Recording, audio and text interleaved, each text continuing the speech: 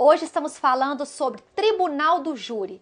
Para isso, nós trouxemos como nosso convidado o Dr. Luiz Henrique Simas, que é advogado aqui na comarca de São João del Rei.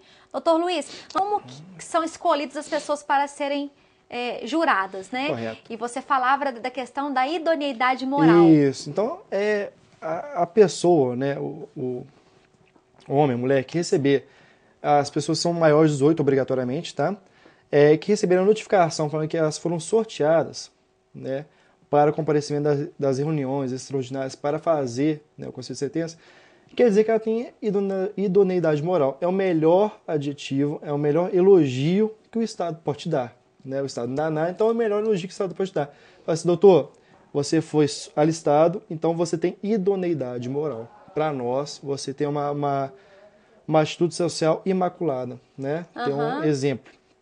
E acerca disso, pega esse alistamento, sorteiam-se 25 cédulas, né, para que possam comparecer 25 pessoas para formar o Conselho de Sentença. Tá, mas essa lista, de onde que ela é retirada mesmo? É feito um alistamento, né, da sociedade e retirado os nomes, nome, profissão, endereço certinho. Aí pegam... Mas você sabe qual banco de dados que está essa lista? Entre o Judiciário, a OAB, o Ministério Público, é feito um banco de dados. Ah, tá. Né? Então, assim, detalhe, a função do jurado é obrigatória, né? Não é uma mera faculdade. Para aquelas pessoas que não quiserem, né, falam assim, eu não quero ir, né? Elas podem receber uma multa de uma dessas razões, salvo engano, né? E que aquelas pessoas que falam assim, a minha religião não permite, né? A minha crença não permite, né? A minha filosofia não permite, isso não é desculpa, né? É uma desculpa para que saia do tribunal do júri. Porém, né, ao afirmar que a religião não permite, ela vai receber um serviço alternativo junto a uma administração pública, junto a uma entidade filantrópica, para prestar um serviço ao invés de ficar no tribunal de júri, como jurado. Então a pessoa ela não pode se negar a ser jurada. A não ser que tenha um motivo, né, devidamente fundamentado, né, aí ela pode se negar a ser jurada. Você pode dar um exemplo desse motivo fundamentado? É muito difícil de falar, doutora. É um motivo fundamental para não comparecer no dia, né, da sessão extraordinária para, né, dar início à sessão de plenário. Um falecimento de um ente familiar.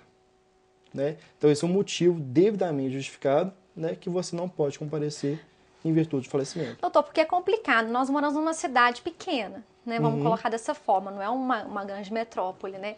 Então, acaba que as pessoas se conhecem, exatamente. Então gera aquele medo. As pessoas têm muito medo. Eu já vi pessoas que recebem aquela carta e foi convocado para ser jurada, a pessoa fica desesperada. A pior coisa do mundo, quer dar um jeito de sair de lá.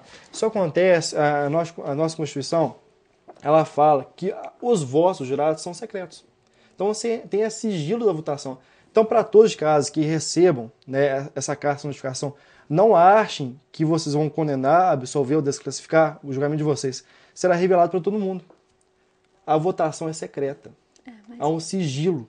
Então, assim, você pega o sim ou não e coloca numa caixinha. Se for unânime, não. Vai saber que você votou não. Mas na hora que chegou na quarta cédula, se for não se abre mais as outras três. Então, nunca se tem, né, a não ser que seja 4-3. Né, mas nunca, quando tem a maioria, 5-2, 5, chegou no 5, parou a votação. Então, nunca se tem a certeza, a não ser o 4-3, né, de quem votou sim e quem votou não em plenário. Entendo. Então, tem um sigilo para isso. Né? Eu só acho que o sistema brasileiro ele carece de algumas, né, modificações. Já viu algum jurado fazer alguma pergunta no tribunal? Já, mas que pergunta que foi? Principalmente na questão da quesitação. Quando eu era estagiária, o doutor Hernani me permitiu que eu participasse de uma votação, de uma quesitação. E os jurados na quesitação perguntam. Na quesitação, mas na hora que está colhendo depoimento, né, do acusado. Eu já vi muito jurado cochilar. Então o jurado, né, ou ele está desinteressado ou ele tem medo.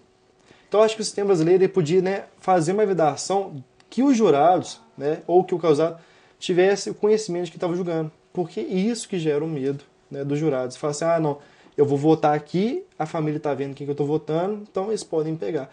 E a votação, né, ou é em sala secreta, ou dentro de plenário, mas ninguém no plenário. O acusado, né, ele não está no plenário na hora da votação. Doutor, nós falávamos antes sobre as principais dúvidas com relação ao munus de ser jurado e a questão de faltar ao serviço. A pessoa pode justificar que ela não pode comparecer ao júri por estar trabalhando? Porque não há nenhum desconto, né, na verba trabalhista, né, pelo comparecimento no júri. O Código de Processo Penal é bem claro. Ele fala que não haverá nenhum prejuízo para aquele jurado que estiver no júri. Tá, né? mas ele dá algum documento para ele apresentar no trabalho? Você notificar, na hora que vai começar o plenário, tanto é que o juiz-presidente fala assim, há necessidade de fazer alguma notificação em algum lugar? Né? Então, te dá toda a documentação para comprovar que você era jurado naquela época, né? Naquele dia. Né? Tá, então você falou para mim inicialmente que eram sorteados 25. 25, exatamente. Tá, mas na hora lá são 7. Quem que escolhe esses 7? Aí que é interessante, né? O pessoal acha que vai chegar 25 lá, vai tirar todo mundo da dedanha, parou em americano e fala assim, não, ficou esse. Não, chega o 27, os 25, vê se tem o quórum necessário de no mínimo 15 jurados, né? 15 pessoas. O que acontece não comparecer os 25, doutor? Acontece. Tem que ter no mínimo 15. Né? Às vezes comparecem 22. Sim. Aí tem que sortear os suplentes, chamar os suplentes e designar uma nova sessão de júri. Então, compareceu os 25, ou no mínimo quórum de 15, né? Tira o nome da pessoa, lê o nome da pessoa em voz alta, a pessoa levanta e pergunta para a defesa. Aceita? Ah, eu aceito. Pergunta para a acusação. Aceita? Não, não aceito. Então, a acusação e a defesa podem recusar, né, e motivadamente três jurados. Né? Ah, eles podem recusar? Podem recusar, porque é interessante... Tem que justificar essa recusa? Não, as 3 são injustificadas. Acima de 3 tem que ser justificado. Que são causas de impedimento, suspeição ou impedimento naquele próprio júri. Né? Ou é amigo íntimo do acusado, ou amigo íntimo da família, entendi. Ou é primo do acusado, ou é primo da família, ou tá mulher e marido. Então, mulher e marido não podem ficar no mesmo júri, não podem servir ao mesmo conselho de sentença. Ou é a mulher ou o marido, aquele que foi sorteado primeiro. Doutor, hoje nós temos as redes sociais que as pessoas expressam muito os sentimentos que elas têm. Suponhamos que uma pessoa que foi escolhida para ser jurada, anteriormente ela tenha manifestado que a repugnância dela com relação àquele crime que foi cometido. Isso seria um motivo para ser excluída? Exatamente. Ah, bacana. Né? Vai ser um motivo subjetivo da defesa falar assim, opa, peraí, essa pessoa falou tal coisa, tal coisa, tal coisa. Juiz, eu não aceito um motivo justificado. Eu não aceito porque ela já, né, previamente, sem ter antes com esse seu processo, ela já deu a decisão dela. Ah, interessante. E a questão da pessoa ficar lá o dia inteiro, e quando o julgamento não termina em um dia, que ele é estendido para o outro, onde fica o jurado? Quem arca com essa despesa dele? Entendeu? É o seguinte, o jurado também acha muitas vezes que ela vai ficar lá, que ela não vai ter café, que ela não vai ter almoço, que ela não vai ter jantar, que ela não vai ter nada. Enquanto o jurado estiver em plenário, na sessão júri, ela não é dispensada, porque tem o sigilo, né, tem a incomunicabilidade dos jurados. Né? Ele não pode usar celular, não pode nada? Não, né, ele está incomunicável. Ele não pode conversar a respeito do processo. Né? Qualquer outro fato que ele quiser conversar, está almoçando, conversando com outro jurado, pode falar de futebol, pode falar de vôlei, pode falar o que quiser, mas a respeito do processo, não. Né? Então, todas as despesas ficam pagas, né, pelo Estado, digamos assim. Uhum. E tem o almoço, né? Que é fornecido pelo Estado? Pelo Estado. Então chega o almoço lá, é suspensa, né, o plenário para que todos almocem. Né? O advogado de defesa pode almoçar lá, o promotor pode almoçar lá, o juiz almoça lá. Então almoça no lá. Isso, o defensor almoça tudo lá. Né? E a questão de quando não há, né, a conclusão em um dia só, os jurados são encaminhados a um local próprio para que possam dormir, porque eles não podem comunicar com outra pessoa a respeito do processo. Então eles têm que ser assistidos, né, vigiados a respeito disso. Ah, interessante. Doutor, nós estamos recebendo aqui as perguntas dos telespectadores. Okay. Primeiro, o Santos, lá do Bom Pastor, ele pergunta se crimes de dolo eventual podem ser julgados no tribunal do júri. Então, olha só, o tribunal do júri está para discutir anteriormente se houve o dolo eventual, ou a culpa consciente, ou o dolo direto, né? Então, havendo dolo ou de forma direta ou de forma, né, indireta, que é o dolo eventual. Havendo dolo, é um crime doloso contra a vida, então é do tribunal do júri. Né? Continua da mesma forma no tribunal do júri. Porque o dolo eventual e a culpa consciente são muito próximos, né? Uhum. Então, havendo dolo eventual, vai a júri. E além do mais... O que é dolo eventual? Explica para o nosso telespectador que não entende o termo. É o seguinte, no dolo eventual, no caso do homicídio, né, se o resultado era previsível. Se o resultado era previsível, se a morte era previsível, existia o dolo eventual. Dá um exemplo. Digamos, eu te agredi, né? Eu te deferi vários socos, peguei você caiu no chão, continuei te socando até você parar de reagir, né? Eu não quis o resultado morte, porque eu parei de te bater, então eu não te matei, né? Parei de bater. Mas o resultado era previsível? Era previsível que você viria a falecer em virtude da lesão? Se for previsível, é o dolo eventual. Ah, tá. Então Entendeu? significa que a pessoa tá lá batendo. Quer dizer, ela sabe que pode acontecer a morte da pessoa se ela continuar batendo, mas ela previsível. Ela não quer a morte, mas ela sabe que se ela continuar vai acabar matando. Isso então é o dolo vulgarmente, eventual. É que a gente pode falar, né, na faculdade e colocava, né, como termos impróprios do foda-se fudeu, entendeu? Então, O diretor tá falando aqui a mesma coisa. Então, assim, é o resultado. Se era previsível, existia o dolo eventual. Ah, sim. Doutor Luiz Henrique, nós temos aqui a participação da Jane, do Bela Vista. Ela pergunta o seguinte: quem que escolhe os membros que compõem o júri? Jane, boa noite. Né? Os membros que compõem o tribunal de júri, né, primeiramente, eles são listados, né, essa lista que a gente falou há mais tempo. Né? Então, ao serem listados, é feito um sorteio para retirar 25 nomes, né, desse alistamento. Então, desses 25 nomes são pessoas que vão comparecer às reuniões, né, do tribunal de júri, e lá serão sorteados 7 pessoas, mentira, sorteado não, acusação e defesa, escolherão 7 pessoas para compor o conselho de sentença, que são as pessoas que vão julgar o processo. Doutor, nós recebemos aqui agora a participação do João Bosco, do Tijuco. Ele está parabenizando o doutor, parabenizando a mim também, pelo serviço de essa assistência de informação e advocacia aqui na cidade. Agradeço muito. Muito obrigada, João Bosco, pelo seu carinho, tá? A Débora do Senhor dos Montes, ela pergunta o seguinte: o que é júri popular? Então, esse júri popular é um termo informal, né? Por quê? Quem está lá para julgar, quem faz o conselho de sentença? A sociedade.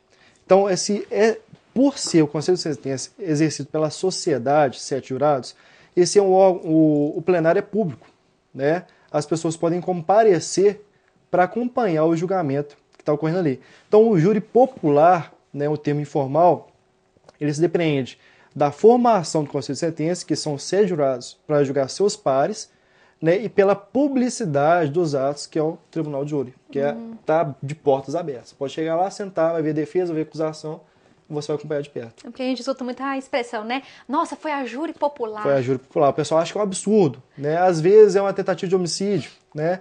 Aí, às vezes, outra pessoa que está sendo processada por latrocínio, que é um crime muito mais grave, né? É o juiz singular. Então, o júri popular não é aquele crime mais grave, mas sim um crime doloso contra a vida.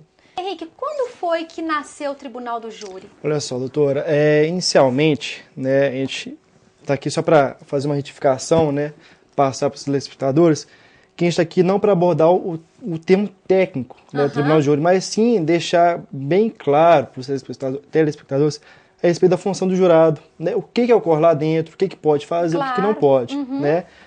O Tribunal de Júri, né, conforme historiadores, teria surgido em Roma, né, há muito tempo. Então, assim, houve retificações e o primeiro registro seria na Inglaterra, né, no ano de aproximadamente 1000, né, certo? Então, da Inglaterra, houve a transferência para vários países, como Grécia, França, e, por fim, chegou no Brasil, né, em 1832, mais claro assim. E, fazendo uma analogia bem forçada, podemos falar do julgamento de Cristo. Porque Pôncio Pilatos, correto? Isso. Exercia a função, né, de um juiz presidente, de um magistrado, né, presidiu o julgamento de Jesus, né, de Cristo, porém, na hora de condenar, ele lavou as mãos e passou para a sociedade julgar Cristo. Assim como ocorre hoje. Então, o júri ele é formado pelos jurados, conselho de sentença, que é para julgar os pares, as pessoas iguais. Né? Então, tem uma origem histórica muito antiga que chegou no Brasil. Né? E quando que ele foi adotado no Brasil? Olha só, em 1862, né, a Lei 16, se eu não me engano, de junho, ela traz o Tribunal de Júri para os crimes políticos, de natureza política. Então, inicialmente no Brasil, não havia o júri com a intenção de crime doloso contra a vida, mas sim de crimes diferentes daqueles que nós temos hoje, né, que são os crimes de natureza política. Então, feitas as retificações de Constituição, a Constituição veio o Código de Processo Penal, instituiu, e veio a Constituição da República Federativa do Brasil de 88 e ratificou.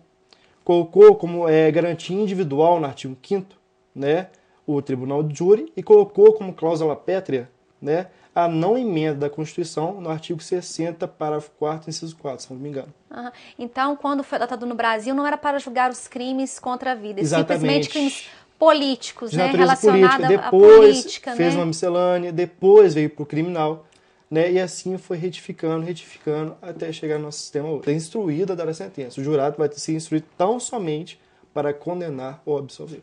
Então, doutor, os crimes de roubo, os crimes de furto, os crimes de estupro, esses crimes não são julgados no tribunal do júri? Não, a não ser que sejam conexos. Se for um crime, né, que ocorreu junto com o crime doloso contra a vida, vai tudo para lá. Quem decide é o jurado. Então, a gente tem um caso, né, no sistema do brasileiro, que é a respeito do latrocínio, né? O pessoal acha que o latrocínio, pelo resultado morte, ele é julgado muitas vezes no tribunal do júri. É mentira. Porque o latrocínio, ele é previsto, né, no crime doloso contra o patrimônio. Do crime contra o patrimônio, e não do crime doloso contra a vida. Né? Por ser um crime contra o patrimônio, cabe ao juiz singular, né, o julgamento dessa causa. A morte foi uma consequência em relação ao roubo. Que a intenção inicialmente dele, né, na hora da defesa elaborar a sua tese, ele vai provar que, na verdade, a intenção primeiro dele não era matar, né? Muitas vezes não. Às vezes a gente tenta retificar essa intenção porque o latrocínio é de 20 a 30. A pena é mais alta. A pena do latrocínio é maior do que o homicídio qualificado. Ah, sim. Então, assim, o latrocínio que peça é mais grave, é um crime contra o patrimônio, e não um crime doloso contra a vida, que é julgado pelo tribunal de júri. Uma questão que me traz curiosidade, doutor, é sobre a questão de recurso de decisões do tribunal do júri. Certo. Se uma pessoa é condenada ou absolvida no tribunal do júri e há o recurso para uma instância superior, vai haver um novo júri? Então, é o seguinte, isso é uma versão muito controvertida também, porque estudado por vários, né, doutrinadores, porque a Constituição coloca, né, a soberania dos vereditos. Então, a decisão dos jurados é a decisão que vale. Só que o que acontece? Se a decisão dos jurados equivale, o Código de Processo Penal traz apelação. Quando a prova dos autos for manifestamente contrária, né, à decisão dos jurados, ou quando houver alguma nulidade. Então, a decisão dos jurados ela pode ser apelada, ela pode ser, né, pode haver algum recurso ali. Né? Então, em cima da decisão dos jurados, em que pese ter a soberania dos vereditos, né, pode haver um recurso para ou algum novo júri ou para a nulidade daquele júri. Ah, pode pedir um novo júri também? Pode pedir um novo júri, exatamente. Tá, mas se for para a segunda instância, se o processo for lá para o Tribunal de Justiça de Belo Horizonte, vai haver um novo júri lá ou não? Vai para lá, volta para cá e muda o conselho de sentença. Aqueles 7 jurados que fizeram parte do julgamento, né, que foi reformado, foi retificado, aqueles 7 jurados não farão mais parte do conselho de sentença. Serão outros 7 jurados que deverão fazer parte do conselho de sentença. Porque já que eles condenaram, absolveram ou desclassificaram, não tem motivo para eles julgarem pela segunda vez. Então, para modificar a decisão de um tribunal, vamos colocar dessa forma, de um tribunal do júri, que seria no caso um conselho de sentença, né? Seria então um novo júri. Ou um novo júri ou pedir nulidade, né, daquela decisão. Falar que houve alguma nulidade ou até na aquisitação, uma coisa, né, para pedir a nulidade desse processo. E se ele for declarado nulo, não vai haver outro julgamento? Não, aí ocorrerá também um novo julgamento. Ah, tá. Então, como se devolvesse aqui... Devolvesse para cá e mudasse o conselho de sentença. Mudasse o conselho de sentença. Doutor, e como que são escolhidas as pessoas que formam o júri? Então, antes de mais nada, eu queria falar a todos que estão assistindo, né, que é um prazer, é o melhor elogio que você pode receber do Estado, receber, né, a notificação que seu nome foi alistado no tribunal de júri. Né?